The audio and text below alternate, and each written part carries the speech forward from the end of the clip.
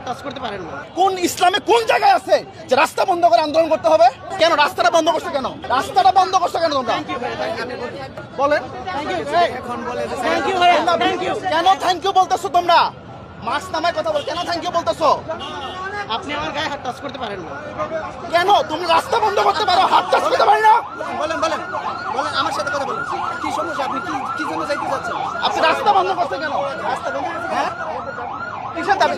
তোমরা তোমাদের বিসিকে আটকাও, তোমরা বিসিকে ধরো, তোমাদের কলেজ বন্ধ করে দাও, যমুনায় যাও, সচিবালয় যাও, সংসদে যাও। আপনারা যাবেন এখন। কেন আমরা কে যাবো? আমরা ভাত কামাই করে খাই, আমরা কামাই করে খাই, বাবার টাকা খাই না, বাবার টাকা খাই নাকি? আমরা যাবো? আমার শত্রুতা নাই, শত্রুতা নাই।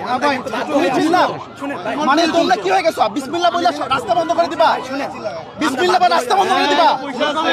মানুষ মানুষ না, এগুলা মানুষ না। দাঁড়ান দাঁড়ান, ওগুলো মানুষ না, আপনি আপনার কথা বলবেন না। এখানে 20 জনের সাথে মানুষ না। তুমি তো আমাদেরই ভাই, মুসলমান না? মুসলমান না? বিশ্বনবী কি বলছে? রাস্তা বন্ধ করে আন্দোলন করো। তুমি পরে আসো, দাঁড়িয়ে রাখছো। কোন ইসলামে কোন জায়গায় আছে যে রাস্তা বন্ধ করে আন্দোলন করতে হবে?